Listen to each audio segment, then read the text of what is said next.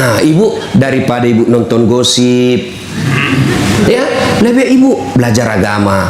Untuk apa? Ketika didik anaknya. Kan bagus kalau ibu punya pemahaman agama, sehingga apa? Anak bisa tempatnya bertanya. Anak nanya, Bu, kenapa itu tahun lahirnya Nabi disebut tahun gajah? Dia bilang ibunya, karena bukan tahun kambing goblok. Karena dia juga beleng-beleng. Tapi kalau ibunya tahu, dia bisa jelaskan. Ya. Nah, kau pakai tanganmu makan lebih utama pakai daripada pakai sendok. Kenapa? Dia jelaskan melalui medis bahwa di tangan ini ada bakteri-bakteri. Kalau dia campur dengan makanan, maka bakteri itu lebih cepat hancur di dalam perutmu dibanding kalau pakai sendok. Oh, anak tahu. Oh, pantas sunnahnya begini. Dan orang yang punya ilmu dengan baik, hidupnya akan tenang. Orang yang punya ilmu dengan baik, hidupnya akan tenang. Contoh, ada yang pernah tanya saya, Ustadz, saya dengar ceramah katanya kalau Ramadan boleh berhubungan suami istri. Kalau malam, saya bilang, memang boleh. Yang penting istrimu. Biar malam tidak boleh kalau selingkuhmu. Jadi istri boleh kalau malam. Dia bilang apa? Astagfirullah Ustadz, saya sudah 5 tahun biar malam tidak juga. Kan ongok kok. Makanya belajar ku agama. Coba, kalau punya agama kan enak hidup. Maka ibu belajar agama. Inilah pentingnya. Pertama kata Nabi, tuntut ilmu pengetahuan. Maka ayat pertama turun, Iqra, baca. Tidak bisa tiap pekan ibu, sekali sebulan lah kumpul-kumpul. Nah, cuma kalau datang kayak begini bu, jangan bersaing. Kada tong ibu-ibu pergi begini, damai tapi gersang. Damai tapi gersang. Jadi korbanlah yang gosip. Apa? Dan tidak cerita tapit mulutnya dong. Penyakitnya ibu-ibu. Apa? Palsu lipstiknya. Kenapa kau tahu? Melengket di giginya. Datang pengajian cuma datang mencela. Saya paling sering korban itu bully.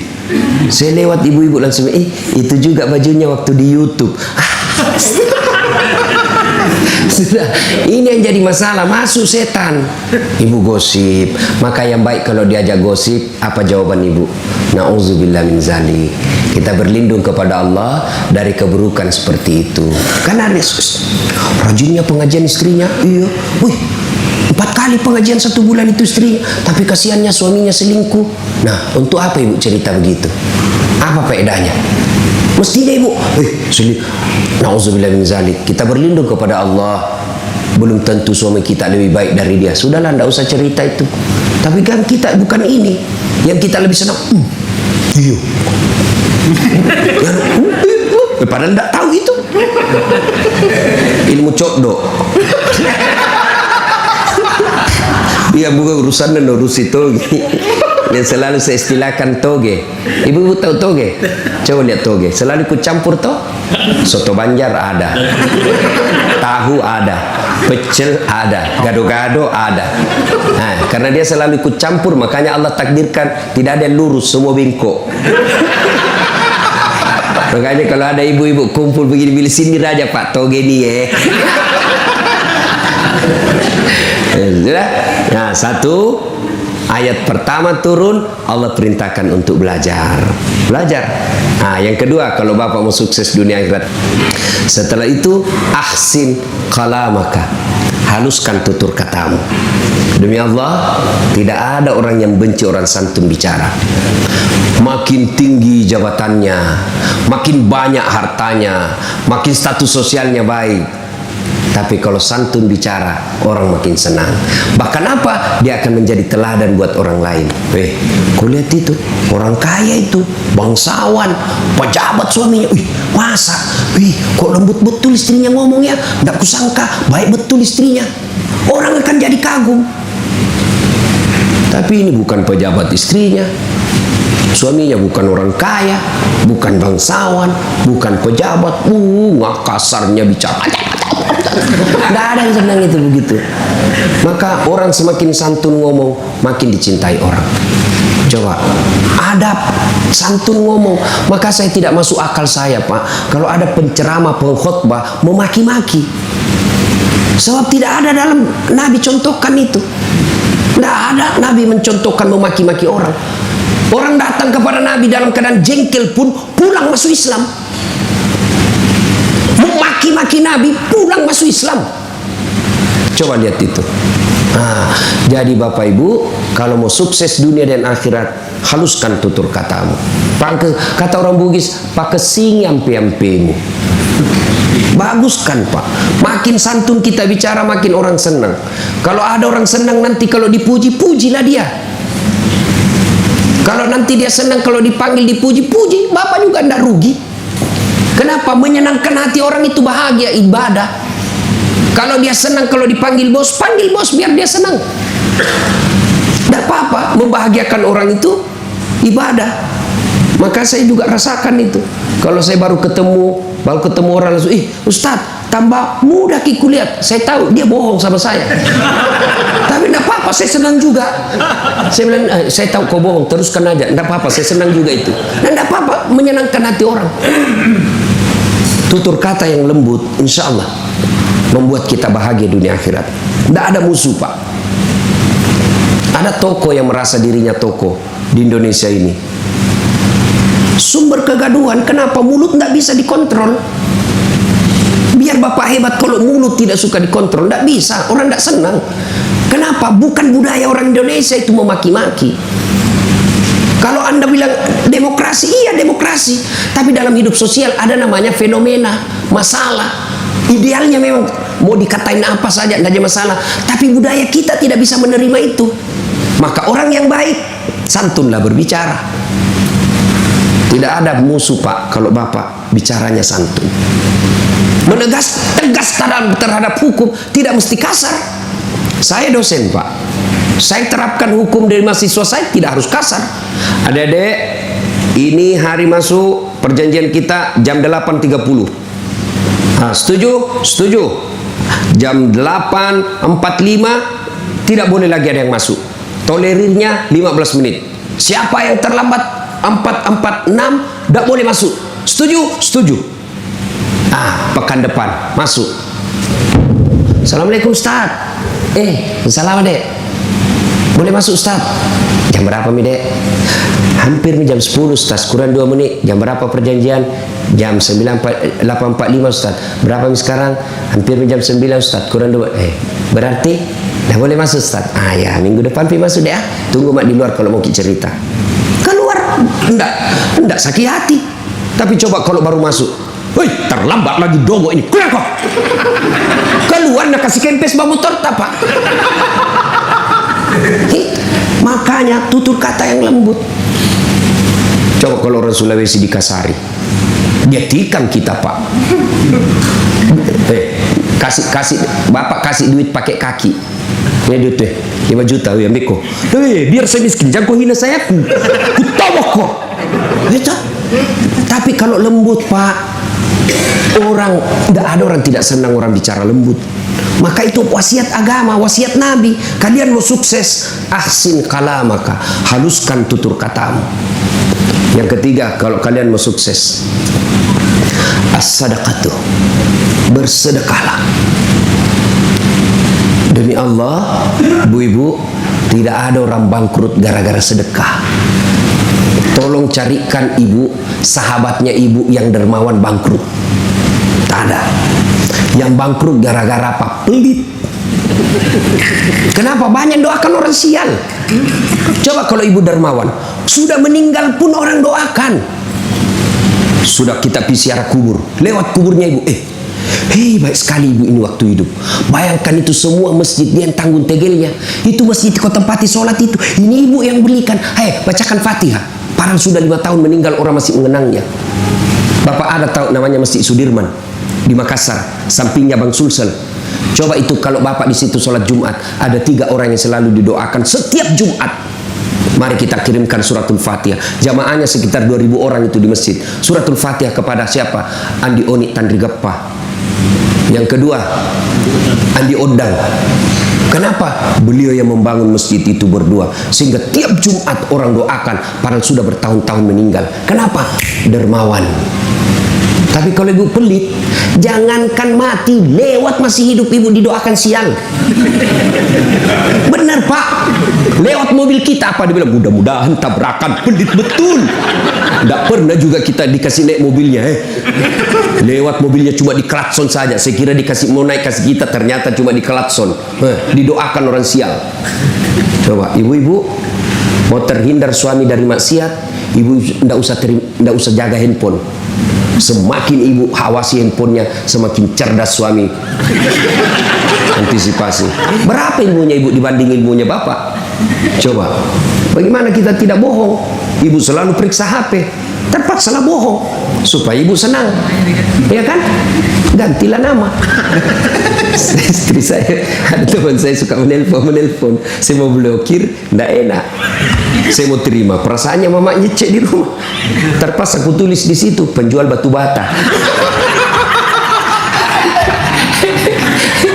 Begitu saya duduk-duduk santai, mamanya cek, mama, Ustaz, penjual batu bata. Mama mati. Weh, jangan panggil, jangan angkat sayang. Itu tagihan, ada tagihan belum dibayar. Aman saya. Tidak pernah lagi ditanya-tanya. Satu ketika saya bikin teh. Kenapa ini terlalu asin? Nah, tulisannya garam, toplesnya isinya gula. Saya tanya istriku, kenapa kau tulis garam isinya gula? Gula, kau tulis gula isinya garam. Dan bilang, HP tak juga, lain kita tulis lain isinya.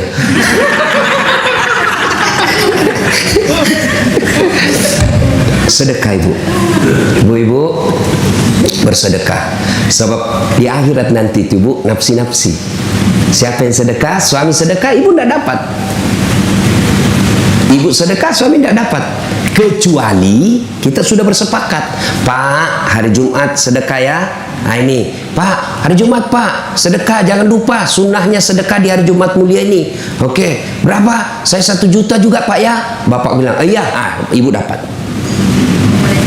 Tapi kalau sebaliknya, suaminya ada nih di kantong 1.500.000. Bu, kasih saya baju sholatku itu. Ibu dah, Pak, kenapa ada ini 1,5 juta? Pembeli semen masjid. Apa sok kaya, semen. Tidak usah itu, mari tuh, untuk bisa ini belikan cincin ini. Nah, suami masuk surga, ibu di blender nanti di akhirat. Ada kan begitu. Apalagi kalau suami takut sama istri, mau bersedekah tiba-tiba tidak jadi. Apa masih sok kaya kamu? Suaminya langsung mengalah, ya sudahlah terserah kau. Wow. Ada suami begitu di sini? Takut sama istrinya? Ada. Berhenti jadi laki-laki Pak. Kalau Ustaz, saya tidak, cuma istriku lebih berani.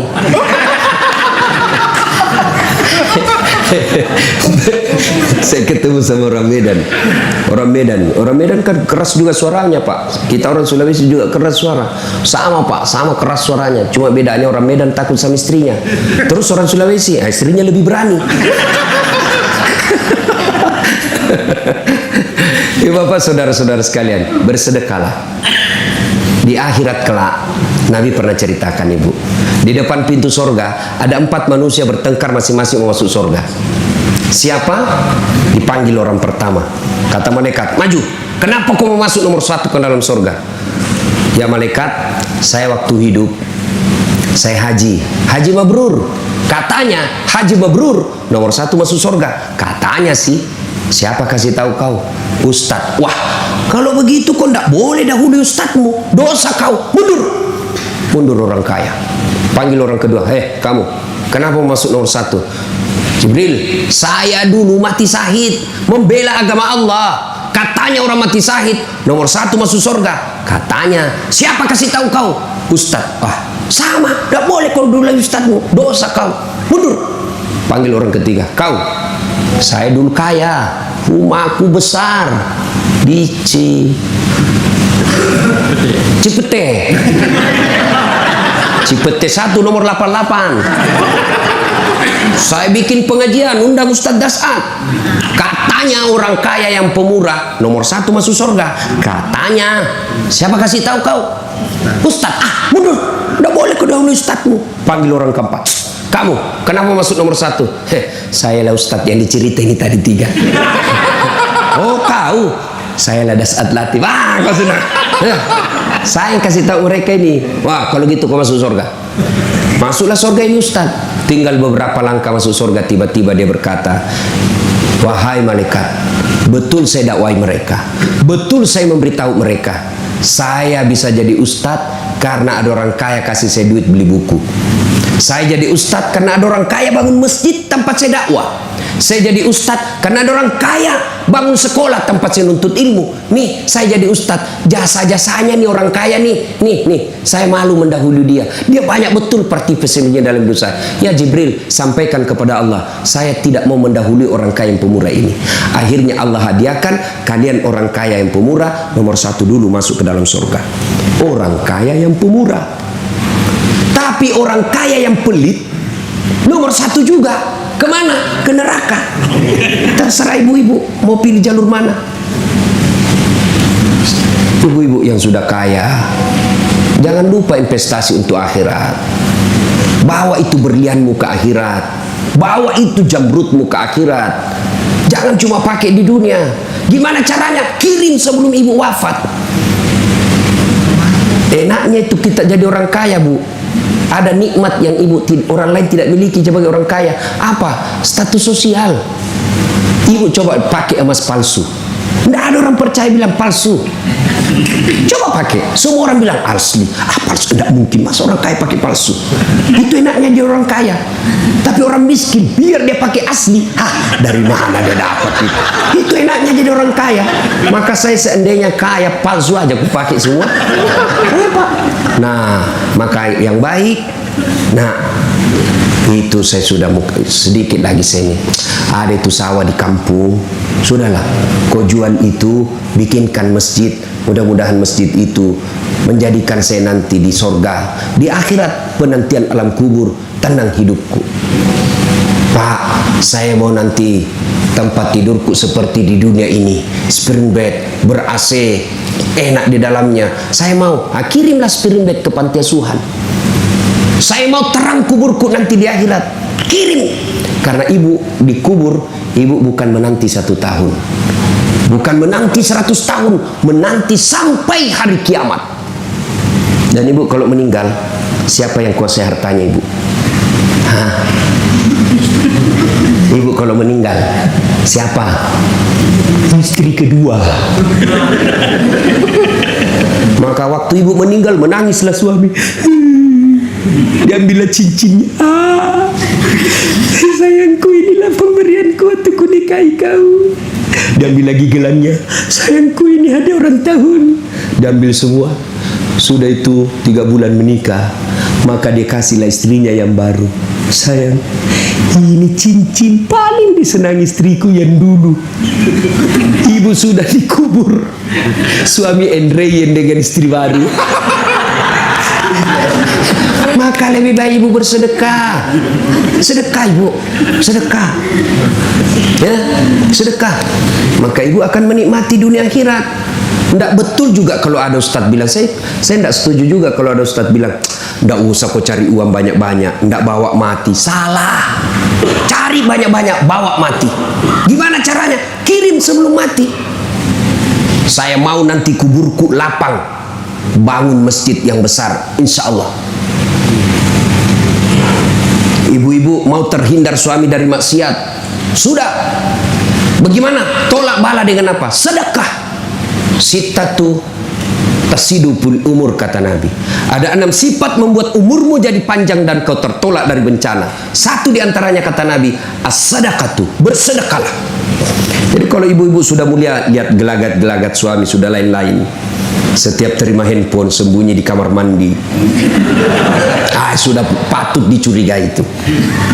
Daripada ibu curhat di Facebook, curhat di WhatsApp, tidak kusangka kau begitu. Di mana di kau? Beleng-beleng.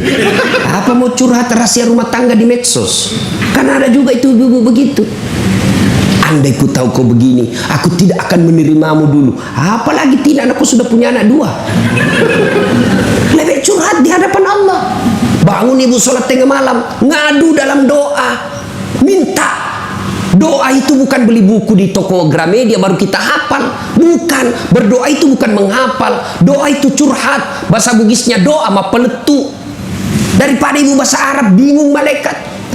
Malaikat apa maksudnya ini, Bu? Bingung lagi saya lihat ini, Bu. Ibu lain di bibir, lain di hati. Menangislah dia berdoa. Iya, apa dia bilang ini, Ibu? Dia minta supaya suaminya setia, tapi doa yang dia baca doa minta hujan. Bingunglah malaikat. Maka ibu tidak harus bahasa Arab berdoanya, ya. Nah ibu, namanya sholat hajat.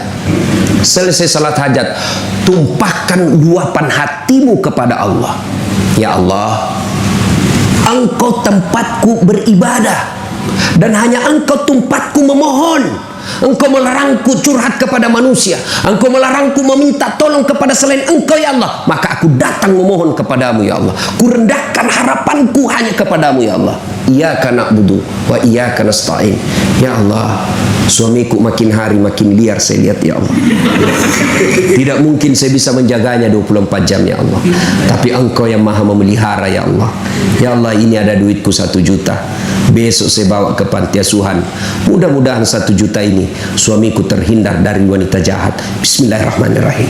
Coba amalkan itu, Bu. Coba amalkan. Jangan jadi masalah kalau suaminya juga bangun sholat tahajud.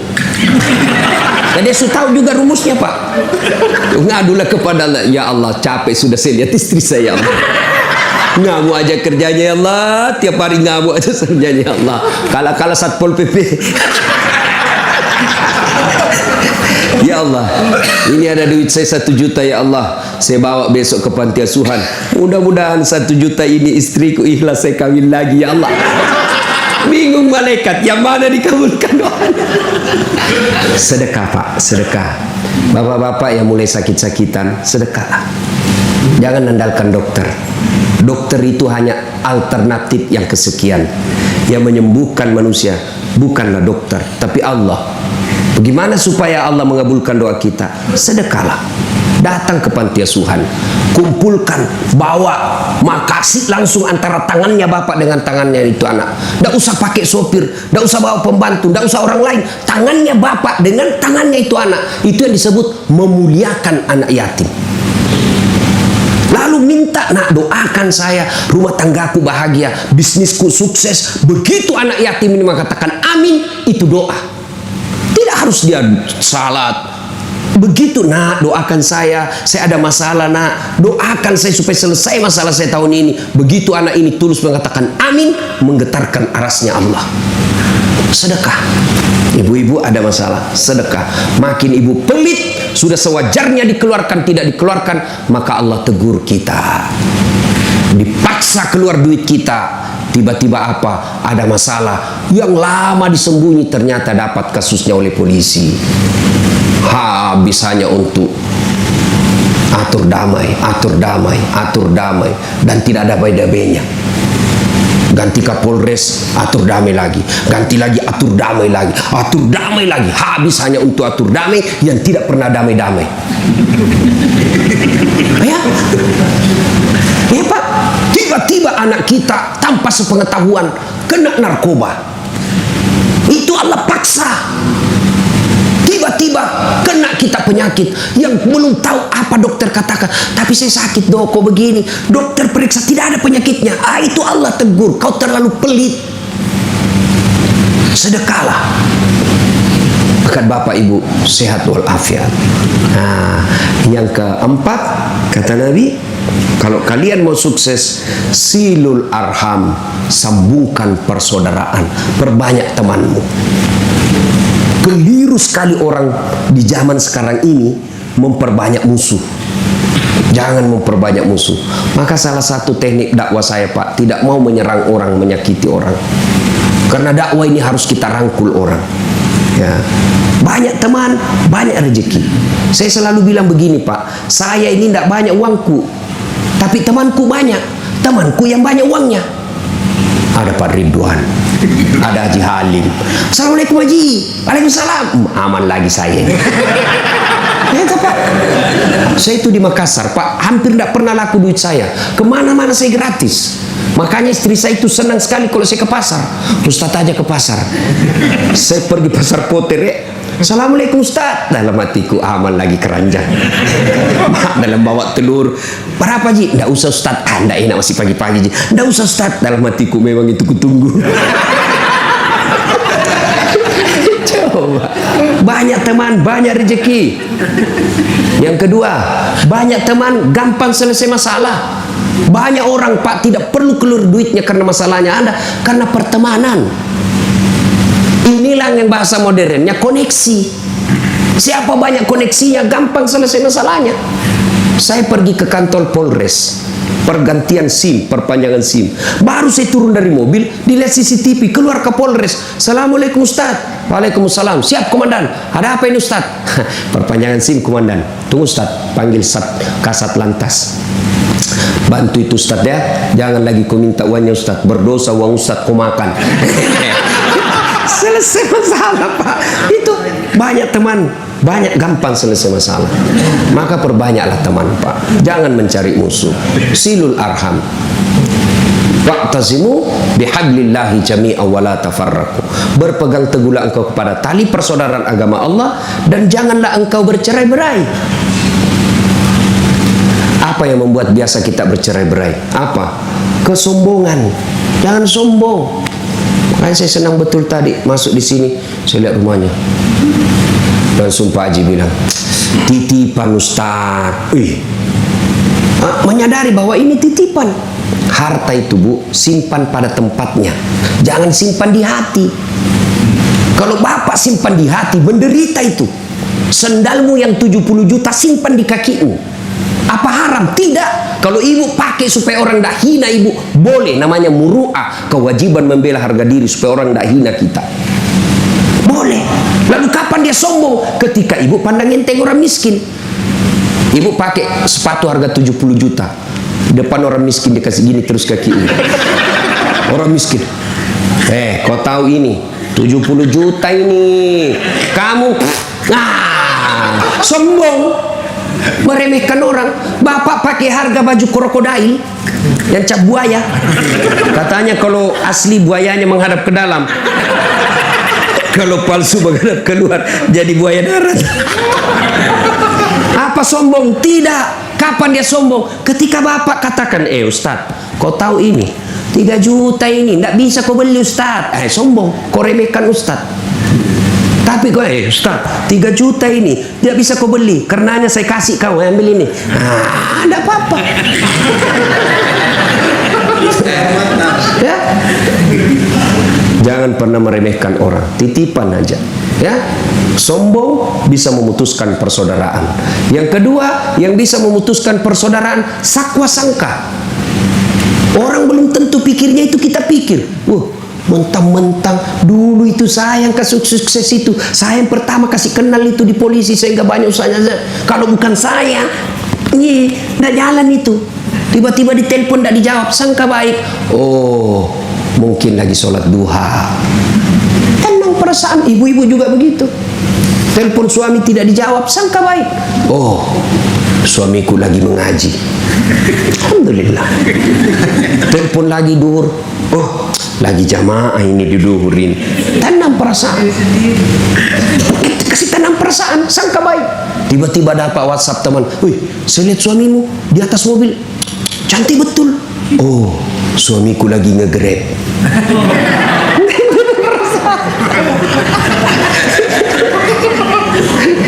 Sangka baik.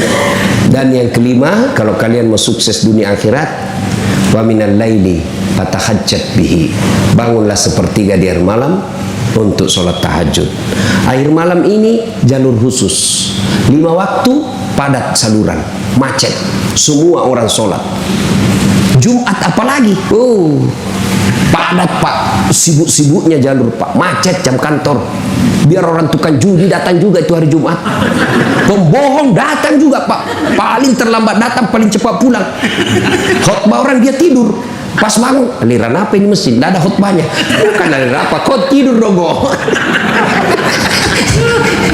Nah, tapi tengah malam, jam 2 dini hari, jam 3 dini hari, ketika orang lain tidur, ibu justru bangun mengadu kepada Allah. Jalur khusus. Tatajafa junubuhum anil madaji yad'una rabbahum khaufaw wa tama'u wa mimma razaqnahum yunfikun. Orang yang ingin mendapat kasih sayang, cintaku, pertolonganku, sepertiga di hari malam mereka jauh dari tempat tidurnya karena mengharap kepadaku, memohon kepada saya. Amalkan 5 ini, insya Allah aman. Ibu bapak saudara-saudara sekalian, inilah tausiah kita. Mudah-mudahan ada manfaat. Kita review kembali. 1. Tuntut ilmu pengetahuan. 2. Bersedekahlah. Yang ketiga, haluskan tutur kata. Yang keempat, silul arham, sambungkan persaudaraan. Dan yang kelima, wa minal laili fatahajjat bihi, bangunlah engkau sepertiga di malam untuk menunaikan ibadah salat lail. Apabila 5 hal ini kita lakukan, janji Allah, maqamam mahmuda, saya angkat derajatmu, derajat di dunia, derajat di akhirat. Apabila semua sudah terkabul apa yang Bapak mau, jangan lupa sujud syukur. Pak Haji, ya CC proyek, alhamdulillah.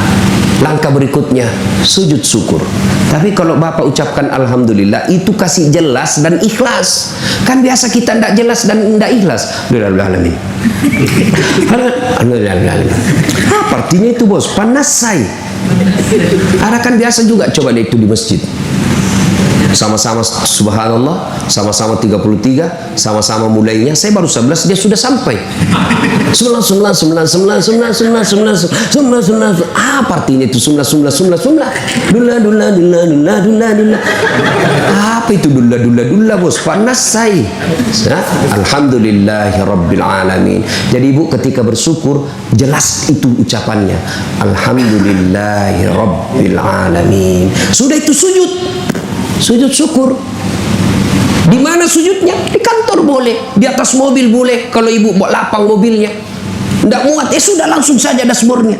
Ya Allah, terima sujud hamba ini sebagai syukur hamba kepadamu atas nikmat yang baru saja ku dengar. Dan kalau ibu pandai bersyukur, ibu semua sudah hafal ayatnya. Saya akan tambah nikmatku. Allah tambah nikmat.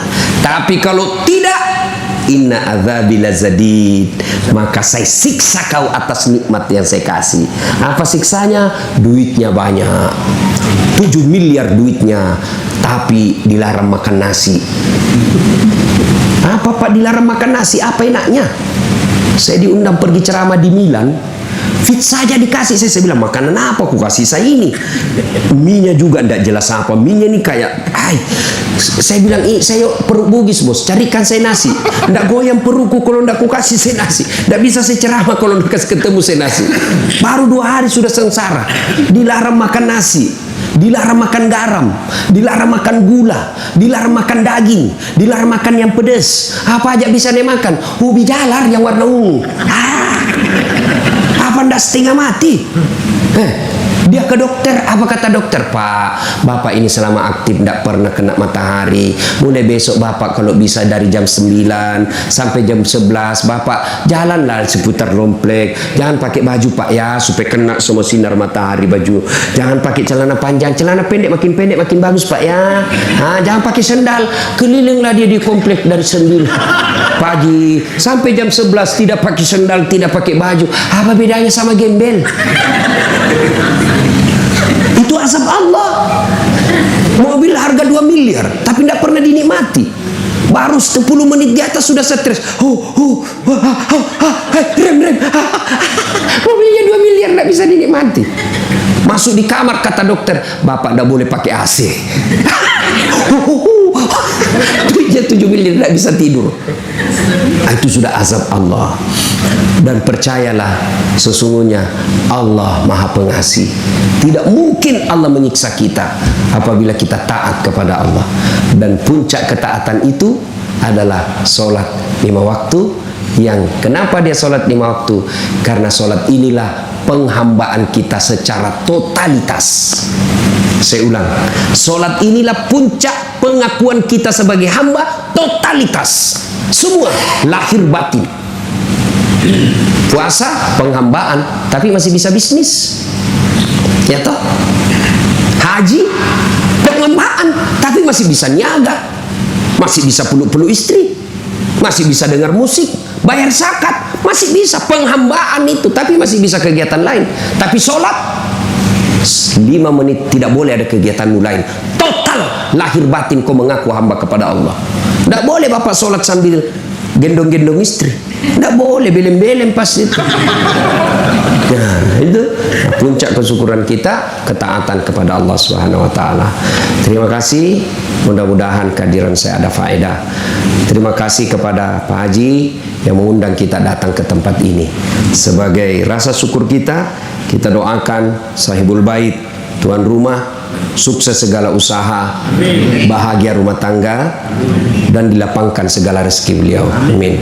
Lebih dan kurangnya mohon dimaafkan. Nun wal kalam.